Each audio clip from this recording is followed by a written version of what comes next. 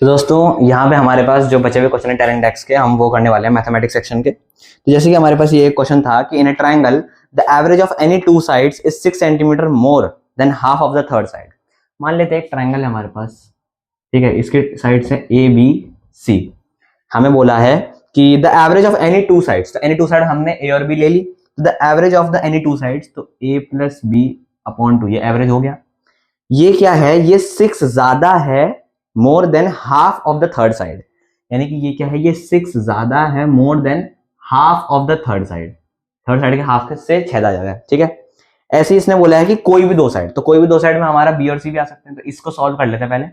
इसको सॉल्व करके बन जाएगा यहाँ पे 2 कर दिया, यहाँ 12 हो गया, 2 से 2 कट गया, यानी कि a plus B equals to 12 plus C, ठीक है। ऐसी a प्लस बी की जगह कोई भी दो साइड हो सकती है, तो हमने a और b ली थी, हम b और c ले लेते हैं। तो यहां से बन जाएगा b प्लस सी बराबर 12 प्लस a। एक और बन जाएगी आपकी c प्लस a बराबर 12 प्लस b। इन तीनों इक्वेशन को जब आप लोग सॉल्व कर लेंगे, जैसे कि एक सॉल्व करके दिखा देते हैं हम, जैसे कि ये वाली है, ये माइनस माइनस माइनस माइनस, 12 से 12 कट गया, ये b से b कट गया, इधर बचेगा आपका a माइनस सी बराबर c माइनस a, यानी कि 2a बराबर 2c, यानी कि a बराबर c। इन तीनों को सॉल्व करेंगे तो हमको मिल जाएगा a बराबर c बराबर b, यानी कि तीनों के तीनों आपस में बराबर हैं। पहले इक्वेशन में हमने पुट कर दिया, तो a प्लस बी बराबर 12c था, 12 प्लस सी, तो a की जगह हमने a रहने दिया, b की जगह हमने a लिख दिया, बराबर 12 का 12 और प्लस c की जगह भी a लिख दिया। तो a से a कैंसिल, a की वैल्यू क्या आ गई 12, a की वैल्यू 12 है तो b की वैल्यू भी 12 और c की वैल्यू भी 12। अब हमें पूछा है कि इस ट्राइंगल का एरिया क्या होगा, तो सिंपल सी बात है भाई, 12 12 12 है साइड, तो 12 12 और 12 इक्विलेटरल ट्राइंगल बन गया। ये इक्विलेटरल ट्राइंगल का एरिया क्या होता है, √3/4 a स्क्वायर। ए क्या होती है साइड, तो साइड का स्क्वायर करेंगे तो 12 का स्क्वायर होता है 144। सॉल्व कर लेंगे तो 4 4 3 12 और 4 6 24, तो ये हो गया आपका 36√3। इसमें 36√3 हो जाएगा, ठीक है।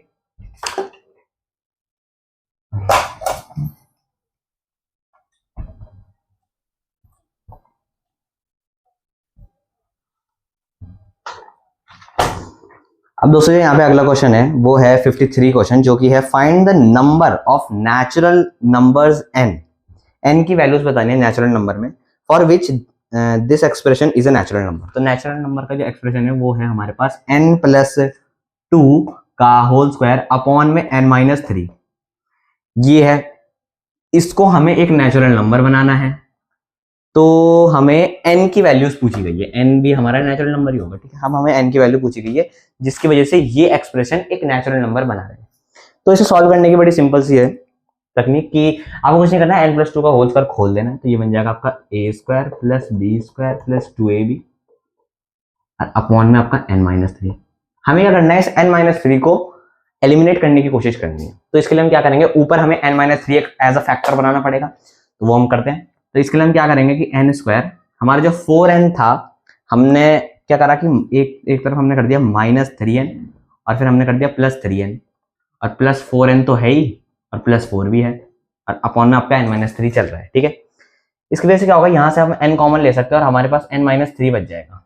अब हम इसे देखेंगे, तो ये आपके पास है क्या 7n और यहाँ पे +4 है, इसमें से भी हमें n 7 कॉमन लेके n-3 बचाना है। तो इसके लिए हम क्या करते हैं कि -21 और +21 कर देते हैं। इसकी वजह से क्या होगा, 7n - 21 हमारे पास रह जाएगा। इसमें से हम क्या कर सकते हैं, हम 7 को कॉमन ले सकते हैं, तो n-3 बचेगा और +4 और +21 हो जाएगा +25, तो ये +25। अब इसको हम इसके नीचे अलग लिख देंगे n-3 और इसके नीचे अलग लिख देंगे n-3। अब हम ऊपर n-3 कॉमन ले लेंगे तो हमारे पास बचेगा n+7 और n-3 से n-3 कैंसिल हो जाएगा और बचेगा क्या n+7। तो हमारे पास क्या बच गया n+7 और +25 अपॉन n-3 +25 अपॉन में n-3। अब ये यही एक्सप्रेशन है, बस इसके हमने फॉर्म चेंज करके इसे ये बना दिया। हमें इस एक्सप्रेशन को नेचुरल नंबर रखना है, n की वैल्यू पूछी है, तो सारी बात आके यहाँ पे अटक जाती है कि इसको हमें नेचुरल नंबर रखना होगा। इसको नेचुरल नंबर रखने के लिए इसके फैक्टर यहाँ डिनोमिनेटर में आने चाहिए 25 के। हमें पता है 25 के पास 3 फैक्टर हो सकते हैं, एक तो होगा 1, एक होगा 5 और एक होगा खुद 25, ठीक है, यानी कि आपका डिनोमिनेटर में या तो 1 आ सकता है, या तो 5 आ सकता है, या तो 25 आ सकता है। तो n की टोटल ऐसी 3 वैल्यू होंगी जिसकी वजह से ये नेचुरल नंबर होगा। वो कौन कौन सी वैल्यू होगी? सबसे पहले n-3 को हमने 1 रखा तो n की वैल्यू आ गई 4। दूसरा, n-3 को 5 रखा, n की वैल्यू आ गई 8। और तीसरा, n-3 को 25 रखा तो n की वैल्यू आ गई 28। यानी कि n की इन 3 वैल्यू पे ये जो एक्सप्रेशन है ये नेचुरल नंबर होगा।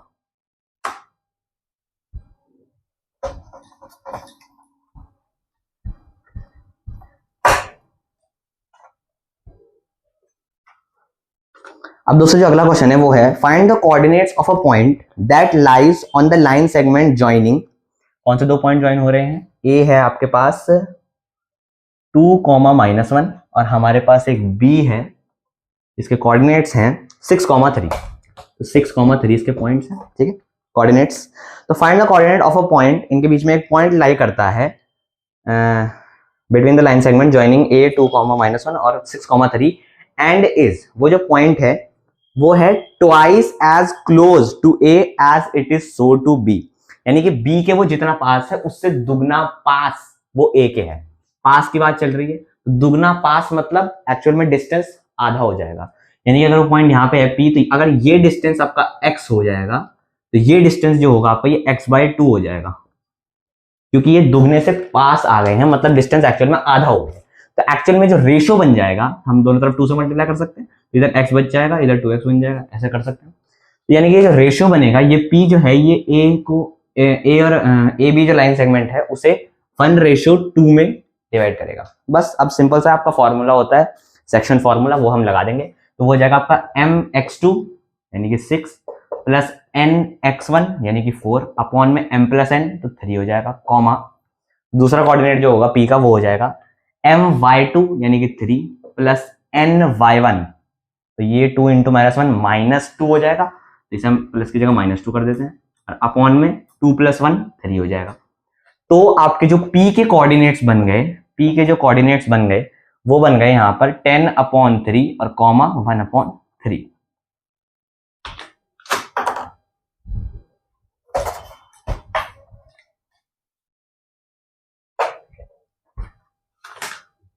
अब दोस्तों जो हमारे पास अगला क्वेश्चन है वो है let r be a zero of the polynomial. हमें पॉलिनोमियल दे रखा है x² प्लस 2x प्लस 6। इसके ऑब्वियसली दो हमारे सॉल्यूशंस होंगे, दो जीरो होंगे, एक जीरो है इसमें से r। जीरो कौन होता है? एक पॉलिनोमियल का जीरो कौन होता है? तो जिसकी वैल्यू x की जगह रखने पर हमें आंसर जीरो मिल जाए। यानी कि जब हम x की जगह r रखेंगे बोले तो r² प्लस 2r प्लस 6 की वैल्यू भी जीरो आएगी। और हमसे किसकी वैल्यू पूछी गई है? हमसे पूछा गया है कि r plus 2 into r plus 3 into r plus 4 into r plus 5 इसकी वैल्यू क्या होगी। तो यहां से हम एक चीज देख सकते हैं कि r² प्लस 2r की जो वैल्यू आ जाएगी वो आ जाएगी -6। बस हमें बस इतना ही चाहिए था। अब हम क्या करते हैं, इन दोनों को मल्टीप्लाई कर देते हैं और इन दोनों को भी मल्टीप्लाई कर देते हैं। तो क्या मिल जाएगा? पहले दो को मल्टीप्लाई करेंगे तो हमें मिलेगा r² प्लस 5r प्लस 6, ये बच गया एक ब्रैकेट, और दूसरा ब्रैकेट क्या हो जाएगा r² प्लस 9r प्लस 20। ठीक है, अब इसमें देखो, इसमें मैं 5r को क्या करता हूँ 2r और 3r में तोड़ देता हूँ, तो यहाँ पे प्लस 2r और प्लस 3r बच गया। तो देखो r² प्लस 2r की वैल्यू तो -6 है, तो -6 और प्लस 6 ये जीरो बन गया, तो बचा क्या सिर्फ 3r, इधर तो बच गया 3r। दूसरी तरफ क्या बचेगा देखना, 9r को मैंने फिर वही तोड़ दिया, तो 9r की जगह मैं क्या लिख देता हूँ 2r और 7r। तो देखो r² प्लस 2r की वैल्यू फिर से -6 और 20 -6 क्या हो जाएगा 14, इधर बचेगा 14 और प्लस में क्या बच गया 7r। ठीक है, अब मैंने क्या करा कि 7 कॉमन लेके 3 से मल्टीप्लाई कर दिया और r को अंदर मल्टीप्लाई कर दिया। देखते हैं, पहले 7 कॉमन ले लेते हैं, तो 7 3 से हो जाएगा यहाँ पे 21r और इंटू क्या बचेगा 2 प्लस r। अंदर अब हमने r से मल्टीप्लाई कर दिया, तो क्या बन गया 21 का 21 और r इंटू r r² और प्लस में 2 इंटू r 2r। हमें r² प्लस 2r की वैल्यू पता है जो कि हमारे पास -6, तो आंसर क्या आ गया एक्चुअल में हमारा 21 इंटू -6 जो कि हो जाएगा -126। तो ये आपका आंसर हो गया।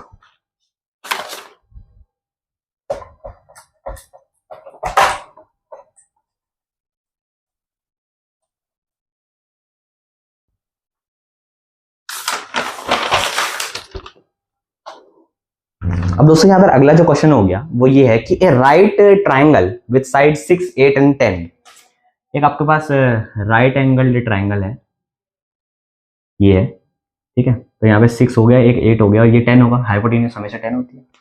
6, 8, 10 वाले राइट एंगल ट्राइंगल में is revolved around the side 10 centimetre, यानी कि 10 सेंटीमीटर वाली साइड को पकड़ के यूं से पूरा घुमा दिया चक्कर में, यानी कि एक ऐसा ही इधर से बन जाएगा, ये 6 हो जाएगा, ये भी 8 हो जाएगा। और अब ये कोन टाइप का शेप ले लेगा, है ना, क्योंकि ये घूम रहा है ऐसे में, ठीक है। तो what is the curve surface area of the solid formed. अब जो सॉलिड बन गया ये जो डबल कोन बन गए हैं, एक तो ये ऊपर की तरफ है, ये नीचे की तरफ, इन दोनों कोन का कर्व सरफेस एरिया मिलाकर कितना होगा, ठीक है, हमसे यही पूछा गया है। तो सॉलिड हमारा डबल कोन बन गया है और हमें इसमें कर्व सरफेस एरिया पूछा गया है। तो कर्व सरफेस एरिया के लिए देखो, अब अगर हम नेमिंग कर देते हैं, जैसे कि ये ए, बी और सी, ये डी, वैसे हाँ क्रम में नहीं है, तो ए बी सी से कर देते हैं, डी से कर देते हैं, ठीक है। अब अगर हम ए बी डी वाले कोन को देखेंगे तो हमें इसका curve surface area pi R L हो जाएगा। अब देखो इसे, तो एल इसके लिए 6 है, हमें आर की वैल्यू चाहिए। आर की वैल्यू आपकी ये हो जाएगी रेडियस, तो आर हो गया ये, ठीक है। अब अगर हम ट्राइंगल एबीसी में देखेंगे तो ये आर एक्चुअल में तो परपेंडिकुलर होगा किसके, 10 वाली साइड के। तो अब हम ऐसा करते हैं कि आर की वैल्यू निकालने के लिए हम एरिया निकालते हैं ट्राइंगल एबीसी का। तो एक तो हमें साफ साफ दिख रहा है, हाफ इंटू बेस क्या हो जाएगा 8 इंटू हाइट क्या हो जाएगी 6 बराबर हाफ इंटू बेस, इस बार हम 10 ले लिया हमने, और हाइट क्या ले ली हमने, जो आर हमें निकालना था, ठीक है, आर का आर। तो हाफ से हाफ कट गया, 8 6 48, 48 अपॉन 10 हो जाएगा 4.8। तो आर की वैल्यू क्या आ गई 4.8 सेंटीमीटर हो गया आई थिंक, एक बार हम चेक कर लेते हैं। तो हाँ, ये सेंटीमीटर में दे रखा सब कुछ, तो ये हो जाएगी 4.8 सेंटीमीटर आर की वैल्यू। हमें क्या निकालना है, हमें निकालना है कर्व सरफेस एरिया इस सॉलिड का। तो एक बार ऊपर वाले कोन का कर्व सरफेस एरिया निकाल लेंगे और एक बार नीचे वाले कोन का, और दोनों को ऐड कर देंगे। तो पहले वाले का क्या हो जाएगा पाई आर एल, आर दोनों के लिए सेम है, आर दोनों के लिए 4.8 रहेगा। तो ऐसा करते हैं, पाई आर कॉमन ले लेते हैं, तो पाई इंटू 4.8 हमने कॉमन ले लिया, क्या बचेगा, इस वाले का L प्लस इस वाले का L, तो 8 और 6 तो कितना हो जाएगा 14। पाई की वैल्यू दे रखी है 22/7 इंटू 4.8 और इंटू 14, 7 से काटेंगे, 7 टू द 14, ये बन जाएगा आपका 44 इंटू 4.8। और इसको जब आप सॉल्व करेंगे तो आपको आंसर मिल जाएगा यहाँ पे, सॉल्व करने के बाद 211.2 सेंटीमीटर स्क्वायर। तो ये आपका आंसर हो जाएगा।